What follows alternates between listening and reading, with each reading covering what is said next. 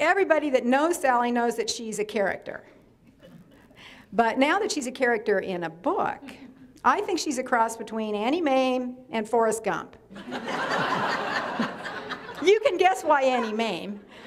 But Forrest Gump, you might like to know that Sally has rubbed shoulders with a number of famous people. So, you know, when she was in her 20s, she was down at the City Club one day, and there was Bing Crosby. It was a party.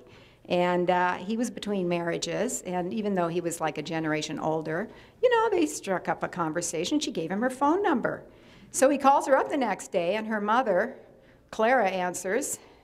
And he says, "Is Sally there?" And she says, "Well, who's calling? I'd like to know the young men that are calling my daughter." And he said, "This is Bing Crosby." She said, "Well, this is Ethel Barrymore." And she hangs up the phone.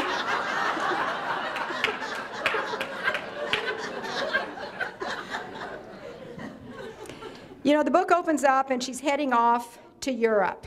And she already had some little psychological issues, which I'm not going to go into. It wasn't her idea to go to Europe, it was a friend's idea. And she never really initiated things like that, but she loved to follow along, and her friend wanted to go. And she said, "Great, I'll come along." So they got over there and everything worked right for Sally. It was though she was, you know, touched by angel dust. Everything she touched turned to gold. She would set out her easel. She was a beautiful artist. She was a commercially trained artist. She would set out her easel in the streets of Rome, and the people would gather around, and she'd put these wonderful washes out, and then quickly she'd take out her black ink pen and sketch in the street scene, and the people would gather around and go, "Ooh, ooh." And then, you know, she would finish it up and sign it with a flourish, and they'd go, "Bella, Bella," and hug her and kiss her, and she made, you know, made her feel like a star. And she was kind of a star. She linked up with, well, people were nice to the Americans, you know, I mean, they were all bombed out, and the Americans came over, they, you know, were so carefree and cute and friendly. You could live on $1 a day. So when she got to Paris, she ended up staying there a couple of years, and she linked up with her friends Theodora Roosevelt, who was President Teddy's granddaughter, and her husband, Tom Keogh, who had been a close buddy of Sally since she was in art school. They had were freshmen at art school in Los Angeles when they were 17, and they'd been close ever since. And they were sort of a threesome. Maybe not quite how you're thinking, but but Sally was, she was prone to taking advice of anybody, but she didn't have a very strong ego herself. She sort of felt like a little girl, even though she was this brilliant artist. So Tom says to her, "You're not having sex with anybody." And she says, "No," you know, she didn't have very much libido. And he said, "Well, people will think you're a lesbian. You need to sleep around." I'm not going to tell you whether she took that advice. That would be a plot spoiler, right?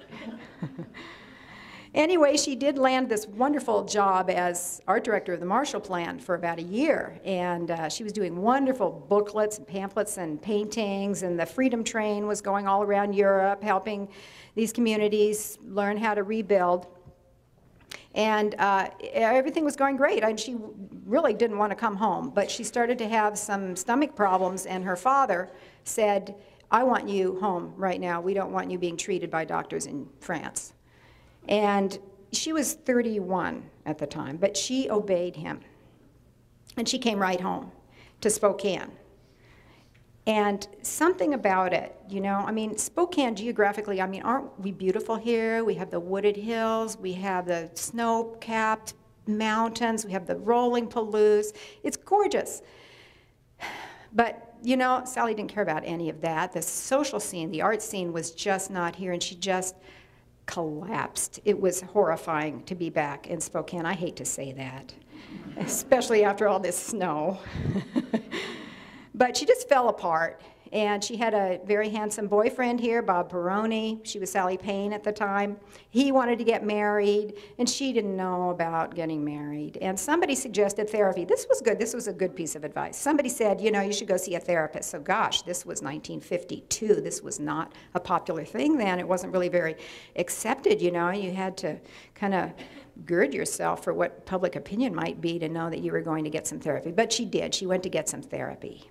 And she was in a women's group, and one of the women was like her. She was just not knowing where to go with her life, and she had had an exciting life in Europe. She had been a spy during the war. She was about 10 years older, and one day the doctor comes in and says to the group, Madeline will not be here next week. She put a Luger in her mouth and shot herself. And he took Sally aside afterwards and he said, you know, Madeline was a hell of a lot cuter and funnier than you at your age. And she just, her life was getting smaller and smaller, and she couldn't pull herself together. And I suggest that you get married. And Sally said, another bit of advice. Sally said, well, I don't know that I love him. I like him, but I don't know that I love him. And he said, Bob will make you a good husband. And she said, I can't decide. And he said, look, if you decide to get married, you'll be a person who gets married. If you have children, you'll be a person that has children. If you get divorced, you'll be a person that got divorced. As it is right now, you're just wringing your hands and sobbing and sweating and staring at the wall. And so with that shining vision in her mind, she took the plunge and she got married. And Bob had been just the most adorable suitor. I mean, he was sexy and handsome and charming, and he did everything that a girl could want. He was so accommodating. And now they were on the train, heading for New York for a honeymoon, a combo buying trip, and because he was working at his father's clothing store and honeymoon. And, excuse me. She thought, oh, goody, what a darling little sleeping berth. No more illicit sex. This is going to be fun. We're married now. And he puts on his jammies and climbs up in the other berth, and he's not there for her. And she says, what is it? What's the matter? He's, nothing. Honey, you seem angry. What's wrong? Nothing. Well, this went on not just the whole honeymoon, but the whole 20 years she was married.